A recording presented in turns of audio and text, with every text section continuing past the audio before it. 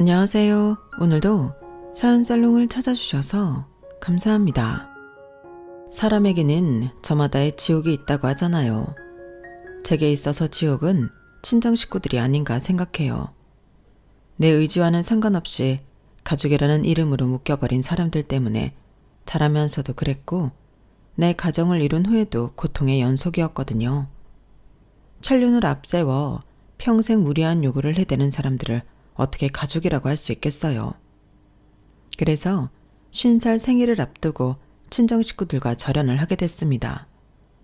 나 혼자 참고 끝날 일이라면 다 포기하고 살던 대로 살았을지도 몰라요. 하지만 처가 잘못 만난 죄로 등에 빨대 꽂힌 채 살아야 하는 제 남편은 무슨 죄인가요? 전성이 착하고 마음이 약해서 제 친정 식구들의 무리한 요구에도 늘 묵묵히 따라주었던 착한 남편인데 언제까지고 그렇게 희생하며 살도록 놔둘 수는 없었어요. 그래서 늦었지만 이제라도 용기를 내게 되었습니다. 혹시 저처럼 친정 식구들 때문에 마음고생을 하는 분들이 계시다면 제 사연이 위안이 되었으면 좋겠네요. 맏딸은 살림 미천이라고들 하죠. 저 역시 어릴 때부터 그 말을 수도 없이 듣고 자랐어요. 제가 태어나던 순간을 기억하지는 못하지만 엄마나 주위 친척들 얘기를 들어보면 첫애가 딸이어서 다들 많이 실망을 하셨다고 하더군요. 그때 위안 삼아 주변에서 했던 말이 맏딸은 살림 미천이란 말이었어요.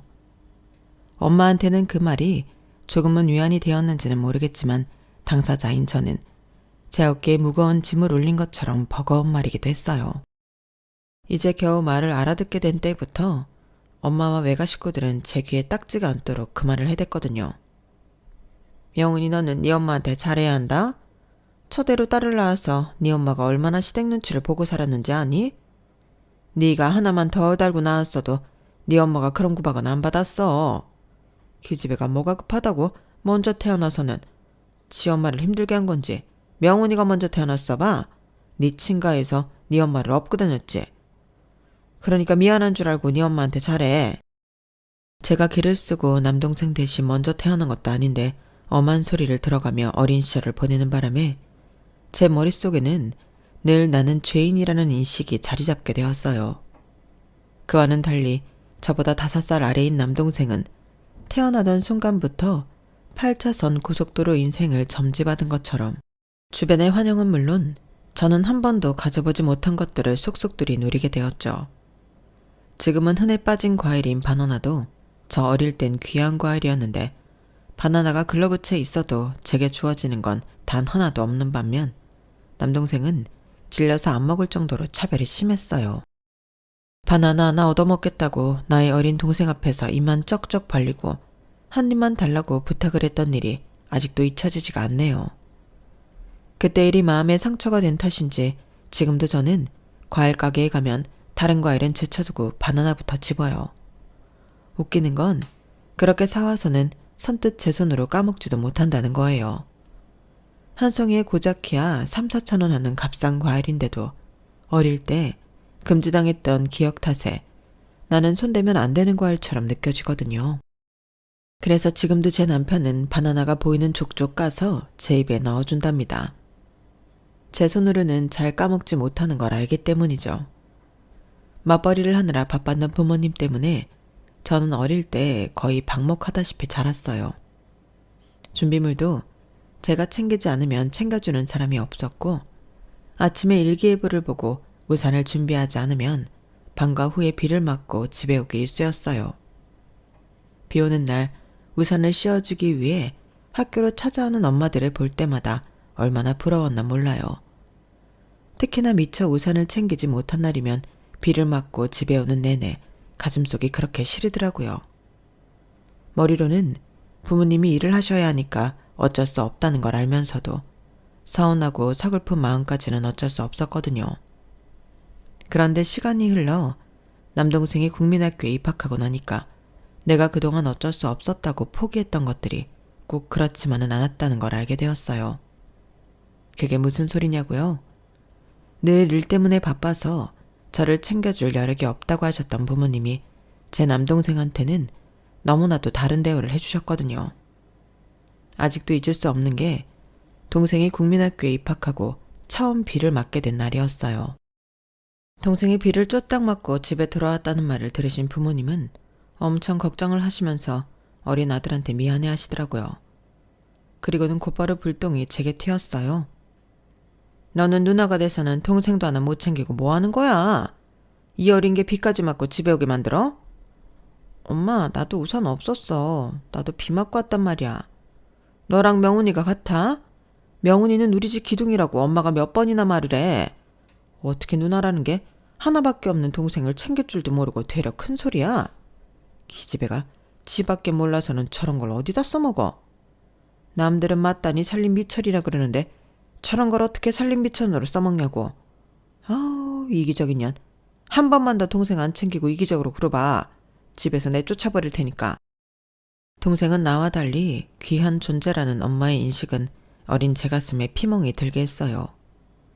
나는 비를 맞아도 되고 마시는 건 늘 동생한테 양보해야 하고 나보다는 동생을 최우선으로 생각하고 살아야 한다면 굳이 부모님은 나를 왜 낳았을까 하는 생각을 하게 되더라고요.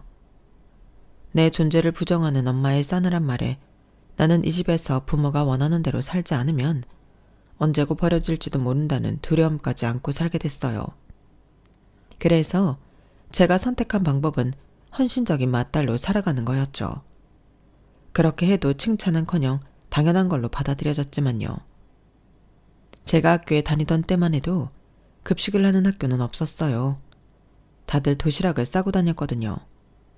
저 혼자 학교에 다닐 때는 엄마가 아침에 도시락을 싸준 날이 손에 꼽을 정도였는데 동생이 도시락을 싸갈 나이가 되니 매일같이 엄마가 손수 도시락을 싸시더라고요. 덕분에 저도 엄마가 싸주는 도시락을 얻어먹을 수는 있었지만 안타깝게도 반찬은 늘 달랐어요. 동생 도시락에는 미니 돈가스며 줄줄이 소시지가 들어있는 반면 제 도시락에는 김치랑 전날 먹었던 밑반찬들이 채워졌거든요. 차라리 내 손으로 싸가는 도시락만도 못한 엄마의 도시락을 들고 학교에 갈 때면 속으로 그런 생각을 했어요. 나는 나중에 애를 낳으면 절대로 엄마처럼 차별하고 키우지 않을 거야. 도시락 반찬도 똑같이 싸두고 바나나도 똑같이 먹이고 옷도 운동화도 가방도 똑같이 사줘야지. 남들이 보기엔 별거 아닌 거라고 치부할지 모르겠지만 그 당시 저한테는 정말 마음에 상처가 되는 일이었어요. 제가 가장 믿고 의지해야 할 사람이 눈앞에서 늘 저와 남동생을 차별하는 걸 보고 자라야 하는데 왜 안 그렇겠어요. 고등학교 진학을 앞두고도 부모님은 제 성적이나 적성과는 상관없이 집안의 살림 미천이 되라시며 상고에 진학하라고 하셨어요. 우리 형편에 너 대학 보낼 여력도 없는데 인문계 고등학교는 가서 뭐해? 상고 나와서 얼른 취직하는 게 백배 천배 낫지. 그래야 명훈이 대학 등록금도 될 거 아니니. 그러니까 담임 선생님한테는 상고 진학할 거라고 말해. 부모님은 아들 대학 보낼 미천으로 쓰겠다는 이유로 성적이 전교 5등 안에 드는 딸한테 상고 진학을 강요하셨어요. 당연히 담임 선생님은 반대를 하셨죠. 명훈아, 네가 왜 상고를 가? 아니 왜? 너 정도 성적이면 고등학교 때 바짝 등수 올려서 명문대도 노려볼 만한데? 왜 상고를 가겠다는 거야? 혹시 집안 형편이 안 좋니? 그래서 그래? 따지고 보면 저희 집 형편이 자식을 대학에 못 보낼 정도는 아니었어요. 당시만 해도 부모님이 하시던 가게가 꽤 잘 되는 편이어서 오히려 주변 친구네보다 형편은 나았거든요. 그게 아니라 부모님이 상고 진학을 원하세요. 제가 남동생에 있어서 둘이나 대학에 보내긴 힘드시다고요. 아니 그래도 그렇지. 그런다고 전교 5등 안에 드는 애를 상고 진학을 시켜? 명훈아, 선생님도 가정 형편이 어려워서 내 손으로 벌어서 대학 다녔어. 대학만 들어가면 과외도 할 수 있고 틈틈이 아르바이트도 할 수 있어서 학비 마련하는 건 그리 어려운 일이 아니야. 게다가 정 안 되면 학교 공부 열심히 해서 성적 장학금을 따도 되고. 그러니까 부모님께 잘 말씀드려서 인문계로 진학해. 대학이 인생의 전부는 아니지만 그래도 대학을 나온 사람은 안 나온 사람들보다 더 많은 선택을 할 수 있으니까. 담임 선생님은 제가 많이 안쓰러우셨는지 이후 저희 부모님 가게까지 찾아가 저를 인문계 고등학교에 진학시키라고 부탁을 하셨어요. 하지만 부모님은 그 말을 귓등으로도 듣지 않으셨고 끝내 저를 상고에 보내셨어요. 비록 인문계 고등학교 진학은 물 건너갔지만 그래도 성적이 좋았던 덕에 상고 중에 제일 좋다는 학교에 진학을 할 수 있었어요. 처음 중학교 동창들과 달리 상고 교복을 입게 되었을 때는 왠지 위축되고 기분도 많이 울적했는데 막상 학교에 다니고 보니 생각보다 좋더라고요. 우리 학교가 그래도 상고 중에 성적이 최상위 학교라 그랬는지 모르겠지만 다들 공부도 꽤 했던 애들이고 학교 분위기 자체가 학생들을 대우해주는 느낌이 들더라고요. 종종 학교에 찾아오는 선배들만 봐도 대학을 나온 사람들 못지않게 좋은 회사에 취직한 사람들도 많았어요. 그래서 그런 선배들을 보며 저도 희망을 갖게 되었죠. 학교에 찾아왔던 선배들 중에 한 선배가 이런 얘기를 하더라고요. 자기는 회사에 다니면서 야간대학에 다니고 있는데 졸업장을 따면 대졸로 입사한 사원들과 같은 대접을 받을 수 있다고 말이에요. 돈을 벌면서 남은 시간에 공부까지 할 수 있다니 이보다 좋은 기회가 어디 있겠어요. 그래서 본격적으로 자격증 준비도 하고 어떻게든 복지가 좋은 회사에 취직을 하려고 기를 쓰고 노력했어요. 그리고 그런 노력 덕에 남들이 부러워할 만한 회사에 취직을 하게 되었고 선배 말 맞다나 야간대학도 다니게 되었어요. 제가 다니던 대학에는 저처럼 회사에 다니는 사람들이 꽤 있었는데 그중 하나가 바로 제 남편이었어요. 남편은 저보다 7살이나 많았는데 왜 이제야 공부를 시작하게 됐냐고 물었더니 부모님이 일찍 돌아가시는 바람에 동생들 뒷바라지를 하고 이제야 자기 공부를 하게 됐다고 하더군요. 제 바로 밑에 동생이 공부를 참 잘했어요. 그런 놈을 어떻게 대학을 안 보낼 수 있겠어요. 그래서 둘째 대학 보내고 막내가 취직하는 것까지 보고서야 내 소원풀이를 하게 된 거죠. 다행히 회사에서 지원을 해주셔서 등록금도 보조받고 있어요. 주변에선 대학 졸업하면 더 좋은 회사로 옮기라고 그러는데 난 안 그럴 거예요. 사람이 은혜를 입었으면 갚을 줄도 알아야죠. 비록 작은 사업체지만 회사에 도움이 될 수 있게 뼈를 묻을 생각입니다. 남편은 아무래도 강의실 내에서 나이도 제일 많고 말수도 적은 편이라서 선뜻 말을 걸기 힘들었는데 막상 말을 붙여보니 자기 사생활까지 술술 풀더라고요. 그런데 나중에 알고 보니 남편이 다른 사람들한테도 그랬던 건 아니고 저한테만 유독 살갑게 대했던 거더라고요. 남편은 연륜이 있어서 그런지 한자도 많이 알고 정치, 사회, 문화적으로 해박한 사람이었어요. 덕분에 옆에 붙어 있으면서 많이 배울 수 있었죠. 그렇게 야간대학을 함께 다니는 사이 저와 남편은 자연스레 가까워졌어요. 하지만 주변에 공부는 않고 연애만 하는 것처럼 보일까봐 공개 연애는 할 수 없었어요. 그래서 생각지도 않는 상황이 벌어지기도 했지만요. 우리 두 사람이 나이 차이가 꽤 났기 때문에 동기들은 우리가 CC일 거라고는 생각을 못했는지 툭하면 제게 소개팅을 해준다고 해서 남편이 소가리를 하게 됐지 뭐예요. 결국 참다 못한 남편은 우리가 사귄다는 걸 밝혀버렸고 그로 인해 남편은 어린 여자를 채갔다고 도둑놈 소리를 듣게 되었어요. 제가 일과 학업 그리고 연애까지 3마리 토끼를 잡는 동안 저희 집에서는 부모님의 계획과는 다른 상황이 벌어졌어요.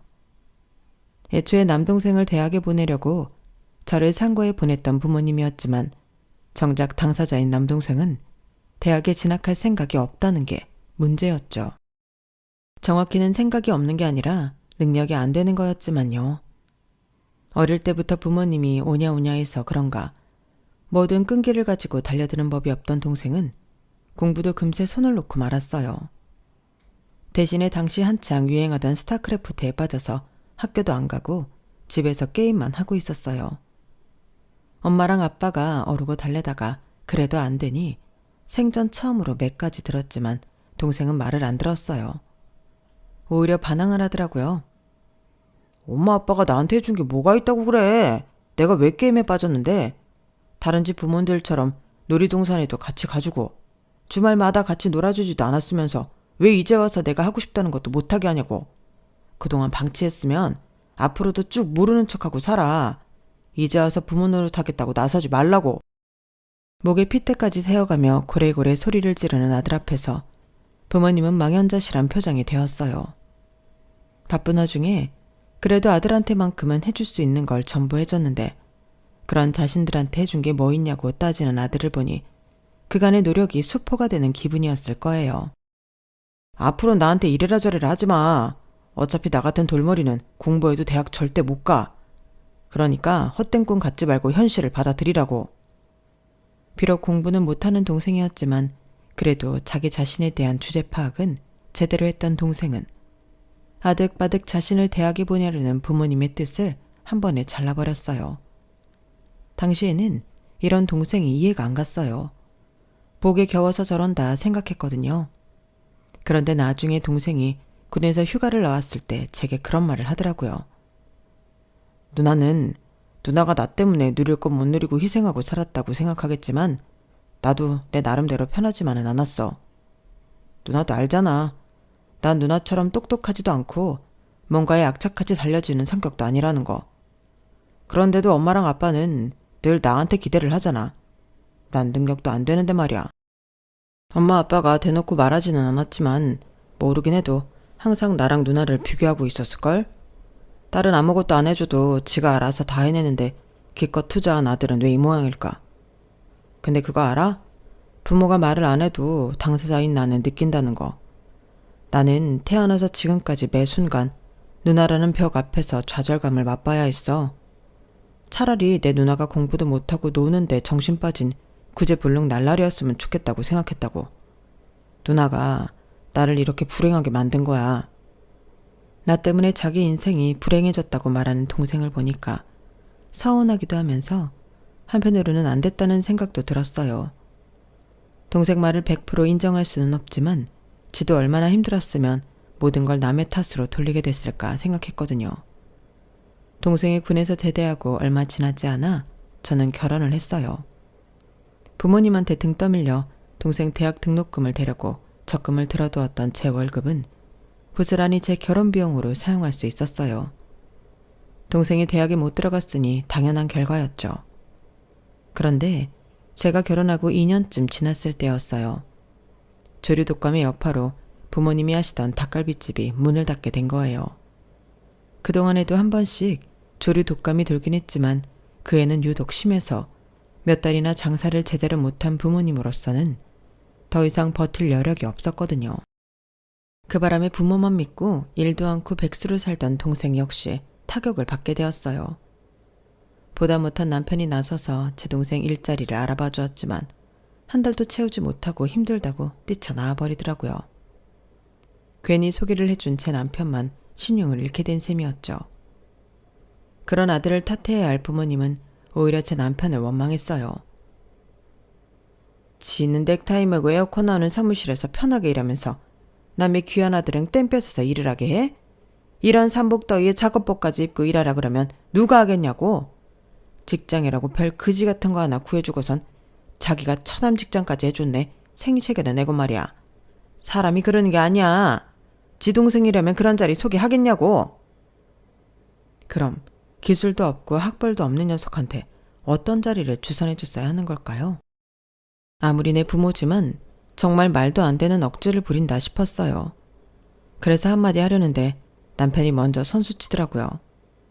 아우 장모님, 제가 생각이 짧았습니다. 사람이 급하게 필요하다는 말에 마음이 급해서 처남을 배려하지 못했어요. 정말 죄송합니다. 앞으로는 이런 실수 없도록 할게요. 그러니 노연 푸세요. 남편은 자신이 억울한 상황이었음에도 불구하고 저희 엄마 마음을 풀어주려고 노력을 했어요. 그 모습에 옆에서 지켜보는 저는 속에서 천불이 나더라고요. 하지만 여기서 제가 끼어들면 오히려 엄마 화만 돋우게 될 거고 그러면 곤란한 건 제 남편이라는 걸 알기에 꾹 참을 수밖에 없었어요. 대신 집에 돌아오는 길에 남편 손을 잡고 대신 사과를 했어요. 여보 미안해. 명훈이 때문에 회사 쪽에 당신이 곤란한 상황이 됐잖아. 그런데도 엄마는 명훈이 잘못은 생각 않고 당신 탓만 하고. 내 친정 식구지만 정말 이럴 땐 이해가 안 가. 미안해 여보. 당신이 왜 미안해해. 그리고 처남도 시간이 지나면 자기가 철없이 군 거 알게 될 거야. 남의 돈 받고 일한다는 게 쉬운 일이 아니라는 걸 차차 알게 될 테니까. 그리고 장모님한테 너무 뭐라고 하지 마. 부모 입장에선 내 자식이 제일 중요한 건 당연하잖아. 그러니 세상에서 제일 큰 백은 부모라고 하는 거겠지. 아, 이럴 땐 정말이지 차남이 부럽다. 나도 우리 부모님이 그렇게 일찍 돌아가시지 않았으면 항상 내 편을 들어주셨을 텐데. 난 부모도 없는데 그럼 누가 내 편을 해주나? 누가 해주긴 여기 있잖아. 나 앞으로는 내가 당신 편 해줄게. 그러니까 쫄지 말고 당당하게 어깨 펴. 당신은 세상에서 제일 센 마누라 백을 가진 사람이니까. 부모가 없어서 백이 없다는 남편이나 부모가 있어도 백이 없는 저나 결국엔 서로가 서로의 백이 되어주는 수밖에 없었어요. 이후로도 제 친정에 일이 생길 때마다 남편은 두 팔 걷어붙이고 달려갔고 기껏 도움을 주고도 고맙다는 말은커녕 되려 왜 더 잘해주지 않았냐는 핀잔만 듣곤 했어요. 나한테 그러는 건 참을 수 있었지만 툭하면 내 남편 탓을 하는 건 참기 힘들더라고요. 그래서 친정 부모님과도 싸우고 남동생과도 다투곤 했는데 결과적으로는 그게 모조리 내 남편한테 돌아가지 않겠어요? 명훈이 제가 원래 이런 애가 아니었는데 자네랑 결혼하고부터 애가 이상해졌어. 전에는 부모 말이라면 꾸벅하던 게 이젠 툭하면 달려들기 일쑤고 요즘엔 아주 내가 명훈이 무서워서 말도 못 꺼내겠다고. 사위 하나 잘못 들여서 이게 무슨 꼴인지? 엄마, 무슨 말을 그렇게 해. 그리고 내가 누구 때문에 이렇게 됐는데 엄마랑 아빠가 날 이렇게 만든 거잖아. 왜 꾸준히 이 탓을 해? 저도 지지 않고 엄마한테 대들었는데 거실에 앉아 담배를 태우시던 아빠가 제 다리를 집어 던지시며 소리치셨어요. 둘 다 시끄러. 이놈의 집구석은 어떻게 된 게 하루도 조용할 날이 없어. 가장에 앉아있는데도 어떻게 애미랑 딸년이 싸움질을 하느냐고. 이러니 집안 꼴이 잘 돌아갈 리가 있나. 명훈이 너 앞으로 부모한테 그따위로 굴 거면 집에 오지 마라. 박서방, 자네도 이제 내 집에 드나들지 마. 아주 둘 다 꼴도 보기 싫어. 장인어른, 저희가 잘못했습니다. 앞으로는 이런 일 없도록 할 테니까 노연 푸세요. 그러지 마시고 저랑 같이 한잔하러 가시죠. 근처에 장인어른 좋아하시는 소 곱창집이 생겼더라고요. 가서 저랑 소주 한잔 하시면서 기분 푸세요. 그 말에 아빠는 못 이기는 척 사위가 이끄는 대로 집을 나가셨어요. 자식인 저도 화가 나서 부모랑 얼굴 마주하고 싶지 않은 판인데 남편은 어떻게든 장의 기분을 풀어주려고 잘 마시지 못하는 술을 마신다고 아빠랑 나가더라고요. 매번 이런 식으로 모든 수습은 남편이 하게 되니까 저도 점점 입을 다물게 되었고 그러는 사이 저희 부부는 제 친정 식구들한테 호구 잡힌 삶을 살게 되었어요. 남동생 결혼만 해도 그래요. 30이 다 되도록 벌어둔 돈도 한 푼 없는 놈이 이제 갓 20살을 넘긴 여자애를 데려와 혼전 임신을 했으니 결혼시켜달라고 때를 쓰지 뭐예요. 다 큰 성인이 결혼을 하겠다도 아니고 결혼을 시켜달라니 이게 말이 되는 소리냐고요. 이제는 본인 소유의 가게도 없이 남매 가게에 월급을 받고 일을 나가던 부모님은 당연하다는 듯 저희를 찾아오셨더라고요. 그래, 넌 얼마 해줄 수 있냐? 몇 달 뒤면 명훈이 애도 나오는데 결혼식은 나중으로 미루더라도 신혼집은 마련해 줘야 할 거 아니야? 얼마나 해줄 수 있어? 얼마를 해주다니?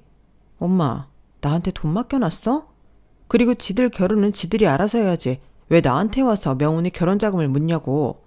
나 결혼할 땐 10원 한 장 안 보태줬으면서. 그래도 너는 대학도 나왔고 회사도 좋은 데 다니잖아. 명훈이는 대학도 못 다닌 탓에 직장도 없는데 어떻게 알아서 결혼을 해? 돈 잘 버는 누나가 챙겨줘야지. 달래 맏딸을 살림 미천이라고 하는 줄 알아? 긴 말 필요 없고 돈 없으면 대출이라도 받아줘. 일단 집은 마련해 줘야 하니까. 장사를 그렇게 오래 하신 분이 어쩌면 그렇게 계산이 어두우신 건지 모르겠어요. 아니, 제 대학을 누가 보내줬는데요? 제 스스로 벌어서 다녔잖아요.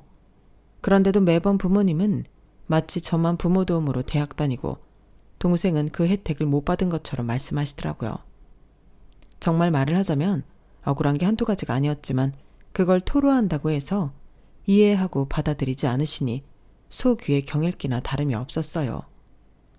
결국 부모님은 제 남편을 닥달해서 5천만 원을 대출받게 하셨고 남동생은 그 돈으로 전셋집을 구해 신혼을 시작하게 됐어요.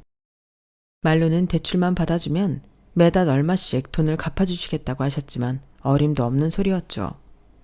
부모님이고 동생이고 간에 원금은커녕 이자 한 번을 안 갚았거든요. 그 일로 얼마나 남편한테 눈치가 보이던지. 그런데도 남편은 형제끼리 그럴 수 있는 거라면서 손윗사람인 우리가 참자고 그러더라고요. 하지만 한번 호구 잡힌 우리 부부는 쉽게 제 친정의 소나기에서 벗어나지 못했어요. 집에 뭐가 망가질 때마다, 부모님이 병원 신세를 질 때마다, 심지어 가족들이 모여 외식을 할 때도 늘 지갑을 여는 건 우리 부부였어요. 그렇다 보니 우리가 돈 내는 걸 아주 당연하게 여기더라고요. 그렇게 20년 넘게 시간이 흐르는 사이 부모님과 동생 내외는 더욱 뻔뻔해졌고 제 남편 등에는 제 친정 식구들이 꽂은 빨대가 더욱 깊게 박혀버렸어요. 그러던 어느 날 생각지도 못한 일이 벌어진 거예요. 남편이 회사에서 희망퇴직 명단에 오른 거예요. 선대 회장님의 총애를 받았던 남편이 있지만 그 아들이 회사를 물려받으면서 회사 내에서 입지가 좁아졌는데 결국엔 50대 중반에 쫓겨나게 된 거였어요. 평소 새로운 회장이 말도 안 되는 사업을 벌이는 바람에 회사가 몇 번이나 휘청했었는데 그때마다 신임 회장과 대척점에 섰던 게 남편이었거든요. 결국엔 그때 박힌 미운 털로 인해 쫓겨나게 된 거였죠. 사실 제 남편이 신임 회장을 말리지 않았다면 진작에 회사는 넘어갔을 텐데도 그 공적은 생각도 않고 감정만 앞세운 인사라서 남편은 많이 서운해했어요. 선대 회장님께서 대학 진학을 도와주신 덕분에 야간대를 나왔던 남편은 정말 회사에 뼈를 묻을 각오로 열심히 일했는데 그 결과가 50 중반의 희망퇴직이라니 너무 잔인하잖아요. 저는 남편한테 선대 회장님을 한번 찾아가 보라고 했지만 남편은 그러고 싶지 않다고 하더군요. 남편이 청춘을 바쳐 쌓았던 모든 공적과 스펙이 한순간에 부정당한 기분이 들어서 이제는 회사에서 자신을 잡는다고 해도 남고 싶지 않다는 거예요. 오랜 시간 직장인으로 살아온 저로서는 남편의 마음을 모르는 건 아니었지만 그래도 일단은 앞으로 살아갈 생각이 먼저 들더라고요. 제가 몇 년 전에 희망퇴직을 당한 데다 우리에게는 고3 아들까지 있어서 사실 자존심을 앞세울 처지가 아니었거든요. 하지만 지금껏 단 한 번도 고집을 부리지 않았던 남편이 처음으로 자신의 뜻을 강하게 주장하는데 그걸 무시할 수도 없었어요. 그런데 하필 그때 남동생이 전화해서는 얼마 뒤에 있을 아빠 칠순에 괌으로 가족여행을 떠나자고 그러지 뭐예요. 정확히는 괌으로 가족여행을 가게 저희더러 경비를 내라는 소리였지만요. 명훈아, 우리가 지금 그럴 형편이 안 돼.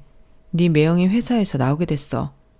당장 수입이라곤 내가 마트에서 파트타임 뛰는 거밖에 없는데 이런 와중에 어떻게 해외여행을 가겠니? 그냥 이번엔 조촐하게 가족끼리 모여서 식사하는 정도로 하자. 가족여행은 엄마 칠순 때 형편이 나아지면 그때 가는 걸로 하고. 속이 타들어가면서도 동생한테는 최대한 부드럽게 말을 했어요.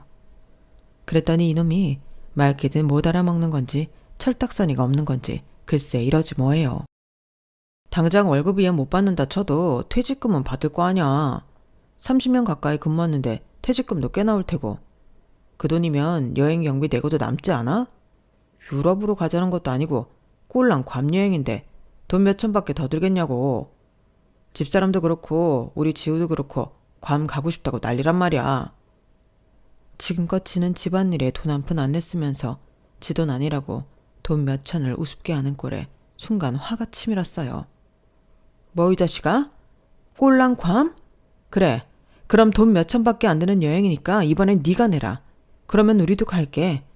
어떻게든 내가 이날 이때까지 네 매형 등골 빼먹고 살았으면서 직장에서 나오게 됐다는데도 네 식구들 공짜 여행 보내줄 생각만 하니? 네가 입이 있으면 말을 해봐. 너 신혼집 얻을 때 보증금 누가 해줬어? 너 PC방 말아먹고 치킨집 차릴 때 누가 돈 대줬냐고. 그때 은행 대출 받은 1억 2천 아직도 우리가 갚고 있어. 매년 너한테 들어간 돈이 그리고 자그마치 3억이 넘어. 그 돈만 회수해도 우리 식구 걱정 없이 산다고. 그런데 어쩜 매형 걱정은 하나도 않고 네 식구들이랑 공짜 여행 갈 걱정만 하니? 네가 그러고도 인간이야? 너무 화가 나서 참았던 울음이 터져나왔어요. 그랬더니 동생도 미안하다며 꼬리를 내리곤 전화를 끊더라고요. 전화를 끊고도 한참이나 감정이 추스러지지 않아서 바닥에 주저앉은 채 한참을 울었어요. 그렇게 몇 주가 지난 어느 날이었어요. 엄마가 전화를 했더라고요. 캐리어 좀 빌려달라고요. 캐리어? 그건 갑자기 왜? 그랬더니 엄마가 횡설수설을 하더라고요. 경동시장에 참기름을 사러 가는데 들고 오기 무거워서 여행 가방에 담아올 거라나요? 그럴 게 뭐 있어. 김서방한테 태워다 달라고 하면 되지. 잠깐만 있어봐. 이희한테 말해볼게. 그러자 엄마가 다급한 목소리로 말리더라고요. 아니다. 그럴 거 없어. 그냥 내가 하나 사고 말지. 암튼 필요 없으니까 전화 끊자. 순간 쎄한 게 엄마가 제게 숨기는 게 있는 것 같더라고요. 그래서 동생한테 전화를 해봤는데 이 녀석이 안 받지 뭐예요. 올케한테 해봐도 역시나 안 받고요. 그래서 동생네 집으로 가봤는데 거기서 듣지 말아야 할 얘기를 듣게 된 거예요.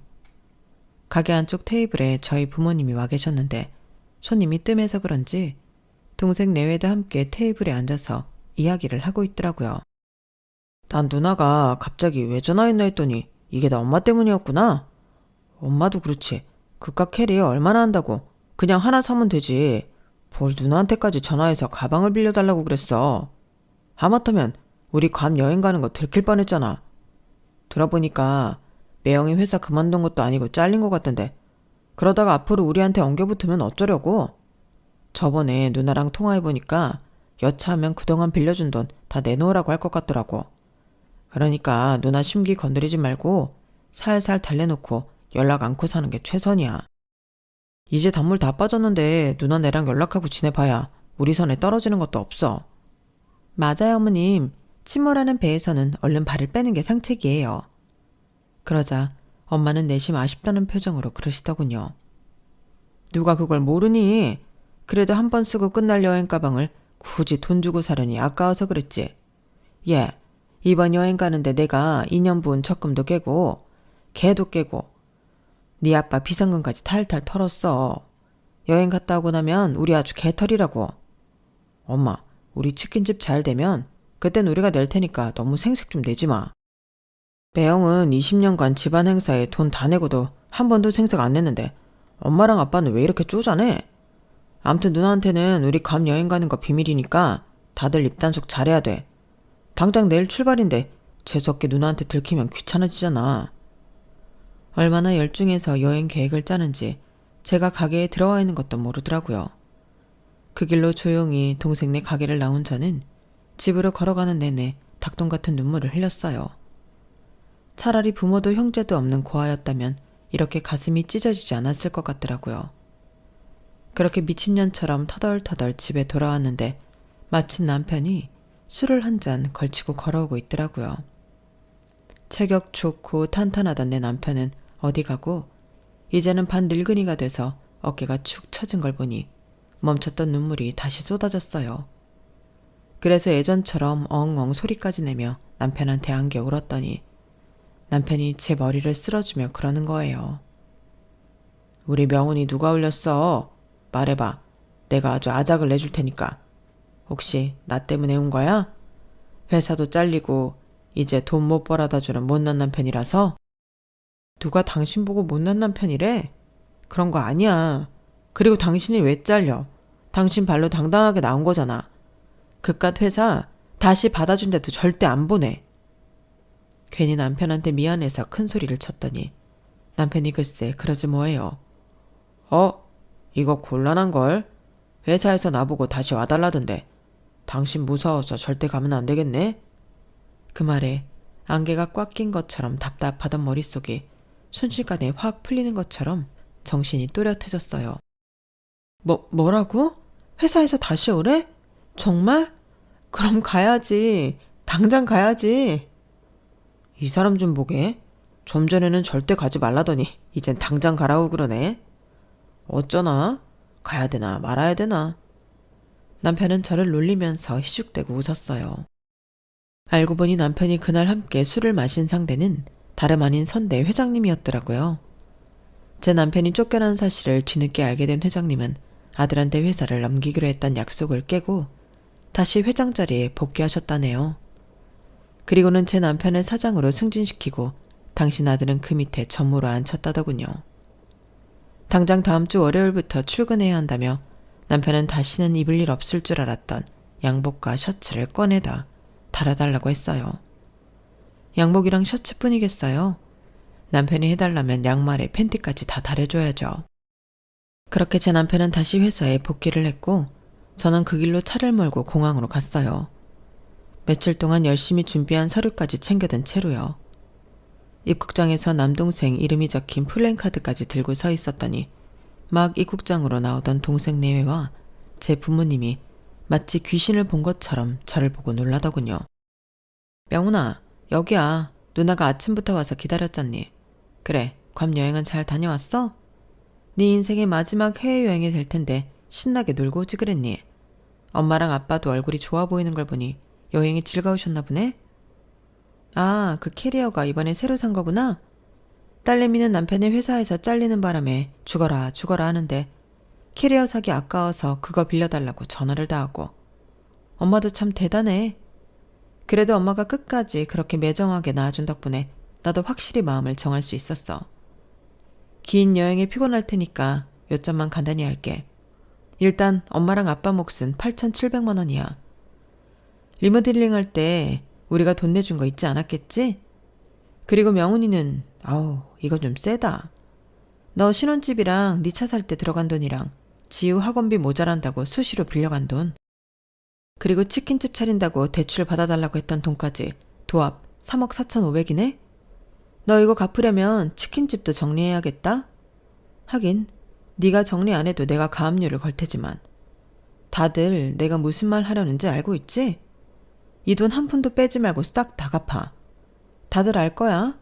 나 우리나라에서 제일 좋은 상공에서 3년 내내 전교 1등이었다는 거. 내가 아주 이 돈 계산은 끝내주게 해. 대기업에서도 알아주는 솜씨였거든. 변호사 찾아가서 상담 끝내고 정리한 내역이니까 의심스러우면 각자들 통장 내역 들춰가며 맞춰봐. 절대 틀릴 리 없겠지만 기한은 딱 90일이야. 90일이 지나면 날마다 이자 올라가니까 서둘러 갚도록 해.